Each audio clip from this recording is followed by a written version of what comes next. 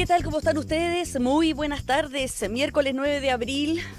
Son las 6 de la tarde y han pasado tantas cosas que no sé por dónde empezar. Estamos agotados. Bien, ¿cómo estás, Estoy Mónica agotada. Pérez? Además, me tocó a mí en directo el famoso la famosa publicación de Trump en Truth.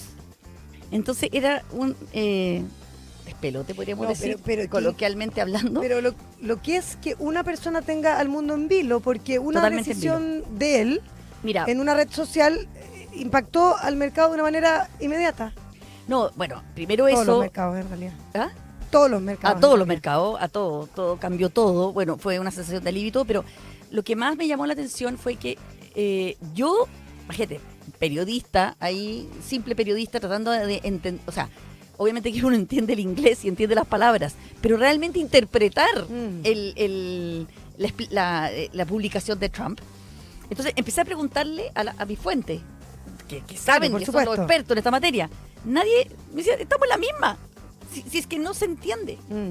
Es Claro. que tiene distintas lecturas. Claro, y uno tiene que interpretar, por lo menos por lo que ha pasado hasta ahora, que en buena parte Donald Trump está tratando de doblar la mano y negociar con los países, porque nadie se explica que después de instalar un punto de prensa enorme la semana pasada con los aranceles que le iba a dar a todo el mundo, a cada país en concreto, hoy haya una vuelta atrás. Bueno, es que cayeron hasta el tesoro, los bonos del tesoro, cayó hasta el oro hoy, Hasta el oro, a sí. propósito Oye, de la guerra comercial. Pero no nos adelantemos, porque esto lo vamos a conversar en el programa. Justamente vamos a hablar de esta decisión del presidente de Estados Unidos, Donald Trump, de pausar por 90 días los aranceles recíprocos contra países que no han anunciado represalias contra Washington y que han pedido reuniones con alguna autoridad norteamericana. La gran duda es si, por ejemplo, Chile mantiene su arancel en 10. Al parecer los mantiene en 10. Claro. No es que se los bajen, pero fíjate que Hay dudas al hay respecto, dudas. totalmente. Así que vamos a profundizar en este tema con nuestro columnista también de los miércoles, Ascanio Cabal. Oye, y hay 21,6 grados y yo siento que hace mucho más calor. No sé si porque por la temperatura de la política, pero se siente un Porque poco. venías corriendo, quizás. Bueno, Bueno, sí. lo que hay que decir es que esta pausa es una buena noticia, ¿no es Es cierto? una súper buena noticia. Como la buena noticia que recibió Katy Barriga también hoy día. Totalmente. Que Vamos a es nuestro comentar segundo tema. eso. Sí, el fallo de la sexta sala de la Corte de Apelaciones de Santiago, que, como decíamos, revocó la prisión preventiva de la exalcaldesa de Maipú y se ordenó su arresto domiciliario nocturno en su lugar, en su casa, durante la investigación por presunto fraude al fisco, entre otros ilícitos. Claro, el problema es que quizás le va a durar poquito, pero veamos después. También haremos conexión con una actualización de la indagatoria por la fallida compraventa de la casa del expresidente Salvador Allende. Chile Vamos anunció la presentación de un requerimiento ante la Contraloría General de la República para que esclarezca si Francisca Moya cumplió con sus obligaciones legales en este proceso. De esta forma, entonces, comenzamos Conexión Tele 13. Compromiso minero. Juntos construimos la minería del futuro. Clínica Santa María, especialistas en ti. Arauco, lo bueno de ser renovables. Engie, liderando la transformación energética de Chile. Tu vida más tranquila, tu vida más consorcio. Latam Paz, tus millas, tú eliges. Universidad Andrés Bello, acreditada en nivel de excelencia en todas las áreas. Nestlé, por una buena vida. De Fontana, el software de gestión que tu empresa necesita. Y Claro Empresas, nos transformamos por ti. Presentan Conexión Tele 13. En Conexión Tele 13, la noticia del día. Bueno, la noticia del día tiene que ver precisamente con esta decisión de Donald Trump, que anunció una pausa de 90 días en los aranceles recíprocos a los países que no han implementado represalias contra Estados Unidos, pero aumentó los gravámenes a China hasta un 125% con efecto inmediato. Parece mentira, pero es la realidad. ¿Qué argumentos entregó el líder de la Casa Blanca? Hola, Asunción Chasman, ¿cómo estás? Hola Paula, muy bien, gracias. Hola Mónica. Hola. Bueno, a través de su cuenta de la plataforma Truth Social, Trump acusó al gigante asiático de mostrar una falta de respeto hacia los mercados mundiales y dijo esperar que Beijing en un futuro próximo comprenda que estafar a Estados Unidos y otros países no es sostenible ni aceptable.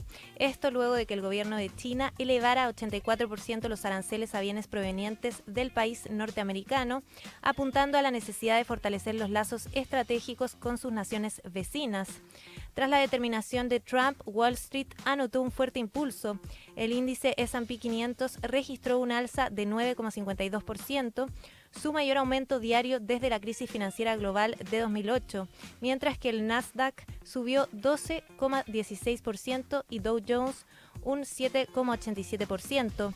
En tanto, el ministro de Hacienda, Mario Marcel, señaló que en los últimos días han surgido muchas voces contrarias a las tarifas al interior de Estados Unidos y que el conflicto sigue, pero ahora más acotado al no afectar simultáneamente a todos los países. Esta prórroga creo que es una buena noticia, por supuesto es una medida todavía de carácter provisional, pero que lo que refleja es que al menos dentro de la administración de Estados Unidos se ha tomado algo de conciencia respecto del impacto que este aumento generalizado de aranceles tendría no solo sobre la economía del mundo, sino que particularmente sobre la economía de Estados Unidos. Esto mientras que en el Palacio de la Moneda el presidente Gabriel Boric sostuvo una reunión con autoridades de gobierno y con la participación telemática del embajador de Chile en Washington, Juan Gabriel Valdés, para abordar la situación económica mundial y sus impactos en el país. Previamente, durante una visita al Centro de Almacenamiento y Distribución de Mercado Libre en Colina, el presidente Boric indicó que Chile va a salir adelante con el esfuerzo de todos ante el contexto de inestabilidad en los mercados que han provocado los aranceles de Estados Unidos. Nuestro gobierno se empeña en sumar a todos bajo este propósito y que haya parlamentarios acá de diversas tendencias políticas. También creo que es una muestra de ello. Creo que es algo positivo. Cuando remamos todos en una misma dirección, Chile crece, Chile avanza y estamos avanzando. Y vamos a seguir haciéndolo en conjunto con el sector público, con el sector privado, preparándonos y ocupándonos de las turbulencias externas, pero Chile tiene fortaleza. Bueno, sí, impacto total. Bueno, impacto total, vamos desmenuzando por partes. A ver, Donald Trump le había subido estoy ayer, porque es increíble que todo esto es con las horas. Bueno, le había subido las aranceles a China sobre el 100%, ¿no? 104 para ser exacto. A 104. Entonces, ¿qué hizo China? En vez de amilanarse, China lo que hizo fue escalar también sus aranceles hoy, en la mañana, ¿ya? Bueno, horario chino sería horario mediodía ya en China, no sé. Pero lo que nos enteramos hoy día es que China había decidido escalar también sus aranceles. Y había pasado de un arancel, una sobretasa del 34 al 84, ¿ya? Con gravámenes que entraban en vigor este jueves. Uh-huh. Pero además había dictado restricciones a la exportación de 12 compañías estadounidenses por el posible doble uso militar y civil de los productos que venden, y añadió otras 6 compañías de Estados Unidos a la lista de entidades no fiables, lo que le permite al gobierno chino imponer medidas como prohibirles que realicen actividades de importación, exportación o invertir en China, por ejemplo. Ya son otro tipo de sanciones o de barreras no netamente arancelarias. También volvió a interponer una demanda ante el mecanismo de solución de disputas de la Organización Mundial del Comercio, y además el Ministerio de Cultura y Turismo chino le había alertado a sus nacionales que querían ir a Estados Unidos que tuvieran precaución debido al deterioro de las relaciones económicas y comerciales y a la situación de seguridad interna en Estados Unidos. Es decir, había una serie de mensajes de tensión, ¿ya? Y además había una declaración bien fuerte del portavoz del Ministerio de Comercio chino que dijo esta mañana: si Estados Unidos insiste en seguir intensificando sus restricciones económicas y comerciales, China tiene la firme voluntad y abundantes medios para contrarrestar con determinación y luchar hasta el final. No vamos a parar. No vamos a parar. Esa fue la frase final de China. Bueno, frente a estas decisiones que narré, es que Trump escribe en su red social Truth y nos sorprende a todos a eso del mediodía con este escrito. Esta vuelta atrás. No, porque primero dice que le sube a China del 104 al 125, o sea, dice, a China le subo el arancel y espero que en algún momento, ojalá próximamente, China entienda que estafar a Estados Unidos y a otros países no es sostenible ni aceptable. Y también he decidido que más de 75 países que han pedido reuniones con representantes de Estados Unidos, del Departamento del Comercio, Tesoro o del USTR, para negociar una solución y no han tomado represalias en contra de Estados Unidos, he autorizado una pausa de 90 días. Por eso era tan importante la estrategia de la cautela, que Chile la ha trabajado bastante bien. Que me tocó hoy día en el Raspac y la habíamos contado en detalle, y justamente habíamos dicho que Chile calzaba absolutamente con esta descripción. Primero, no había tomado obviamente medidas represalias, y dos, era uno de los más de 75 países que estaba pidiendo reunión con el USTR y que estaba gestionando lo que se llama la diplomacia económica. Oye, pero antes de contar lo que sucedió después del... Pero que, espera, hay una partecita que es donde entran las dudas. Dice: una pausa de 90 días y una reducción sustancial del arancel recíproco durante este periodo del 10%, también con efecto inmediato. Y ahí todos quedamos con la duda. Plop. ¿Por qué era? A ver, ok, a la Unión Europea le subieron 20, le bajan 10, quedan 10. O quedan todos quedamos en 10. O Chile que nosotros no teníamos ni pito que tocar en los aranceles, ni le hemos cobrado nunca en arancel a Estados Unidos, porque con el Tratado de Libre Comercio tenemos 0 arancel. ¿Nos van a bajar a 0 o nos dejan en 10? Bueno, todas esas preguntas, te prometo que se las traté de hacer a todo el mundo. Y nadie lo sabe bien. Nadie lo sabe bien. Necesitamos algunas horas para poder ir entendiendo, pero lo que sí yo quería decir, Mónica, que a propósito de la decisión de Donald Trump de ayer, sumada a la decisión de China hoy, realmente quedó la debacle en los mercados, tanto que hasta los activos de refugio, los llamados activos de refugio, que es específicamente donde los inversionistas llegan en momentos críticos, incluso se desbordaron hoy. Estamos hablando del oro, como decíamos más temprano, y de los bonos del Tesoro que cayeron, y el oro también subió muchísimo. Entonces, fue tanto lo que Donald Trump pudo prever de lo que se venía, porque ya se estaba hablando de recesión en Estados Unidos, que yo creo que esos signos de que una buena parte del empresariado americano, que fue el que lo apoyó en su campaña, empresarios muy importantes, empezaron a tuitear también que se habían equivocado en votar por él, de que habían apostado porque esta iba a ser una agenda pro inversión, pro crecimiento, pro libertad de comercio. Ellos apostaron que esta iba a ser la mayor en ese aspecto, que no se estaba concretando, que yo creo que presionó a Donald Trump a nuevamente dar un paso atrás. Para dar un paso atrás. El tema es que lo que no elimina a Donald Trump con este movimiento es la incertidumbre. Primero porque, como todo lo explica, sin ningún documento técnico, porque yo incluso hablé hoy día con el gobierno chileno preguntándole, bueno, ¿qué pasa? Me dice, estamos esperando algún tipo de documento técnico, porque como esto lo informa todo por redes sociales, no hay cómo realmente contrastar con un documento técnico y uno se va enterando de los detalles de forma caprichosa y aleatoria. Entonces, primero, saber bien qué quiso decir Trump, en qué situación quedamos, pero eso que lo informa sin elementos técnicos a través de redes sociales no quita la incertidumbre. Estuve escuchando mucho CNN toda la tarde en Estados Unidos, que también estaban tratando de reaccionar a esto. Y de entender. Y salían, como tú dices, muchos empresarios, pequeños empresarios, entrevistaron de todo, de gente que desde fabricaba una cartera hasta gente que tenía supermercado. Y hasta los grandes empresarios también. Y decían, no sabemos qué hacer. O sea, ¿qué hago hoy día? Hay una pausa de 90 días. ¿Le compro a China los insumos que necesito o no los compro?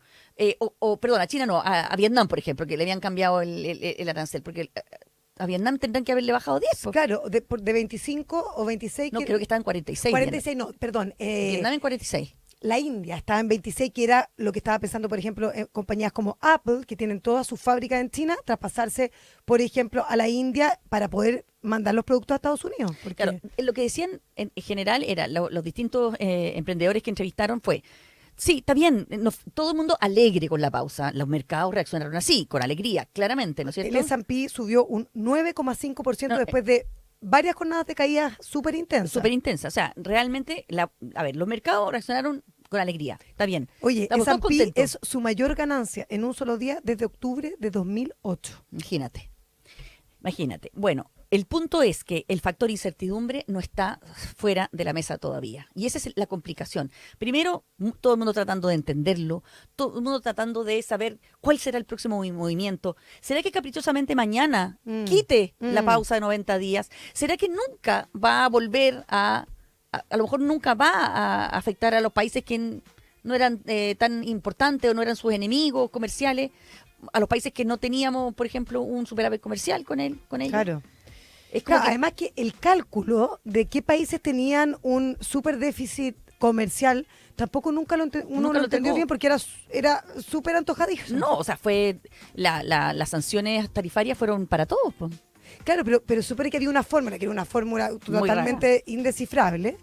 Y todo esto, Mónica, también, ya para ir cerrando, cruzado por el tema de la FED y de si va a concretar una baja de tasas o no, porque tiene que ir equilibrando lo que es la inflación y que los precios se disparen, cuestión que ha ido pasando en Estados Unidos, con el temor de una recesión y de cómo activar la economía. Y esa decisión también está súper en jaque a propósito de todas estas decisiones que está tomando a diario, digamos, cada hora el presidente Donald Trump.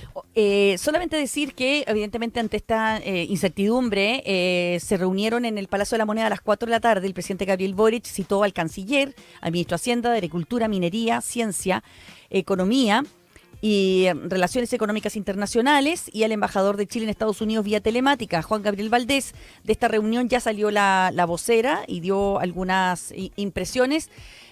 Todo el mundo realmente pensando en qué hacer.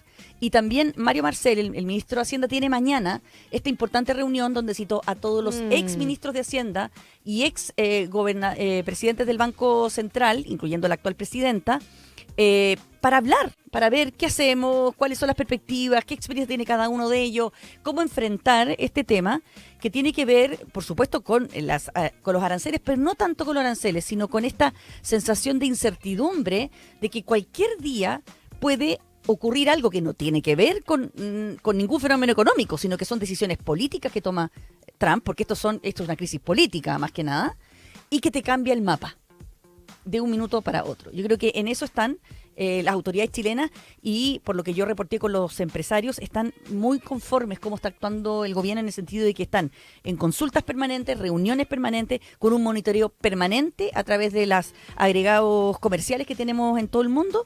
Así que monitoreando muy bien todo lo que está ocurriendo, no solo en Estados Unidos, sino en todos los mercados en donde Chile exporta. Conexión Tele 13. Bueno, y seguimos porque la exalcaldesa de Maipú, Katy Barriga, dejó nuevamente la prisión preventiva y ahora va a cumplir con la medida cautelar de arresto domiciliario nocturno. La ex autoridad, que hoy cumplió 52 años, se retiró de la cárcel de San Miguel en compañía de su esposo, el diputado Joaquín Lavín León, luego de que la sexta sala de la Corte de Apelaciones de Santiago decidiera revocar la prisión preventiva en su contra y sustituirla por arresto domiciliario nocturno, que la ex jefa comunal deberá cumplir en su casa de Peñaflor entre las 10 de la noche y las 6 de la mañana. La vocera de la Fiscalía Metropolitana Oriente, Pamela Valdés, desdramatizó el cambio de cautelares y descartó que este hecho sea un retroceso, señalando que la investigación no ha sido cuestionada. En tanto, el próximo martes 15 de abril, Barriga enfrentará una nueva formalización, esta vez por los delitos de malversación de fondos y negociación incompatible.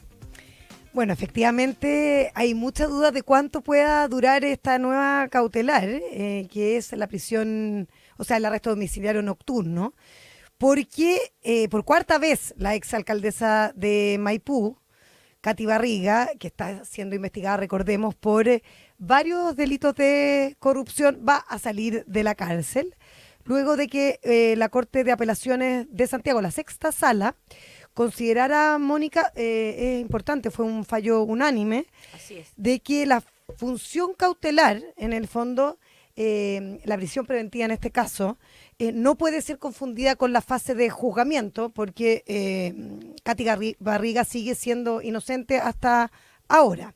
Entonces hay un pronunciamiento a favor de la solicitud que hace su abogado Cristóbal Borasich, que apeló al fallo del 9º Juzgado de Garantía de Santiago, que acuérdense ustedes, el pasado 2 de abril, no ha pasado tanto tiempo, rechazó su solicitud de modificar esta cautelar que estaba cumpliendo en la cárcel de San Miguel. Claro, el problema que se le viene a Katy Barriga es que el 15 de abril, es decir, en pocos días más, la van a formalizar por dos delitos nuevos, que son malversación de caudales públicos y negociación incompatible. Por tanto, ahí la Fiscalía ya dijo que va a volver a pedir cautelares y cautelares gravosas como es la prisión preventiva. Así que yo no sé qué criterio va a primar con esta formalización de dos nuevos delitos. y no sé si volverá nuevamente entonces a tener que apelar a la Corte de Apelaciones, porque obviamente la formalización se hace en tribunales de garantía.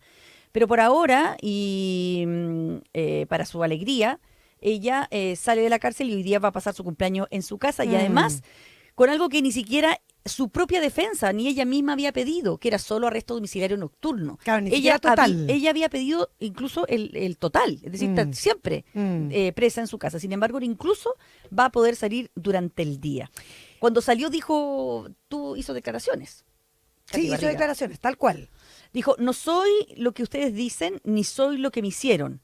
Dijo la exalcaldesa de Maipú al salir de la cárcel y dirigirse hacia su hogar. Oye, es complicado este caso porque acuérdense que está corriendo de manera paralela con la investigación en torno a su marido, Joaquín Lavín. ¿Ya? Eso está en plena investigación también por delitos varios contra el parlamentario. Acuérdense ustedes que él declaró, él dijo que sí iba a declarar y ya eso se va a concretar, esa diligencia, la próxima semana. Y lo que me dicen desde la Fiscalía es que hay muchos antecedentes, se han hecho muchas diligencias, etcétera, que los lleva a tener harta evidencia de que también el diputado podría estar implicado en varios delitos. Claro, entonces, eso es lo que se sospecha de que él participó activamente en muchas de las acciones que se le imputan a Barriga. A Katy Barriga. Claro, sí. cómo se le está mirando a Joaquín Lavín, que por eso que son como investigaciones paralelas, pero que de alguna manera están amparadas bajo la misma causa original, es que él operaba en las sombras en la municipalidad. Eso dicen, Entonces sí. hay muchos emails, correos electrónicos que lo involucrarían en tráfico de influencias, que es en el fondo instalar a personas, sacar a otra en beneficio personal. Y también dicen que él ordenaba, o sea, tenía poder de mando y podía pedir cambios y gastos y autorizar o no determinadas acciones que supuestamente él, por su rol parlamentario, no tenía ninguna capacidad formal de hacer. Así que la verdad es que la situación, si bien hoy tiene un alivio y va a poder pasar cumpleaños en su casa, no sé si una situación muy halagüeña en el corto plazo. Así es. En Colección Tele 13, la conversación del día.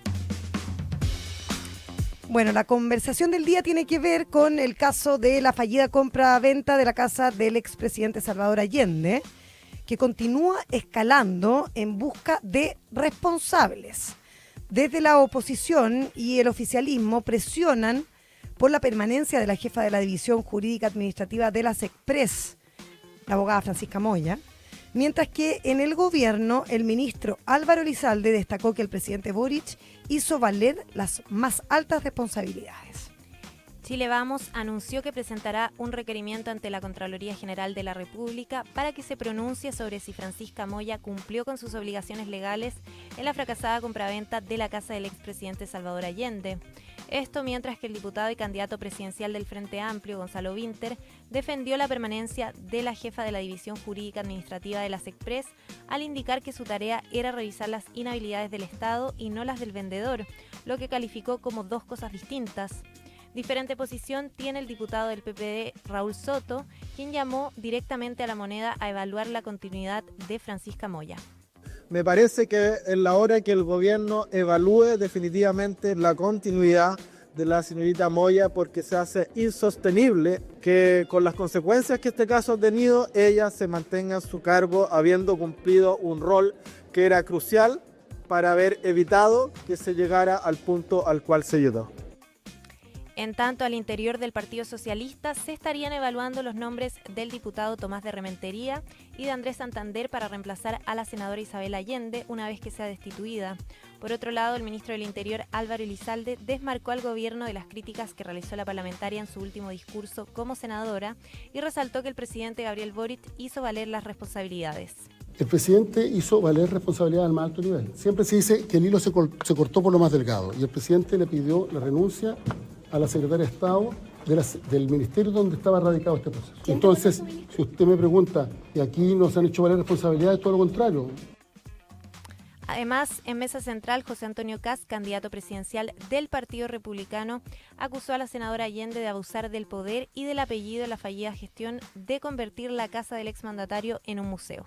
¿Qué dolor voy a sentir por alguien que abusó del poder, que abusó del apellido? Pero si ayer, de nuevo, echándole la culpa al empedrado, diciendo, nadie nos advirtió. ¿Que no leyó la Constitución? En las normas que rigen la conducta parlamentaria son poquititas. O sea, no tiene comprensión lectora. Para esto no hay que ser abogado.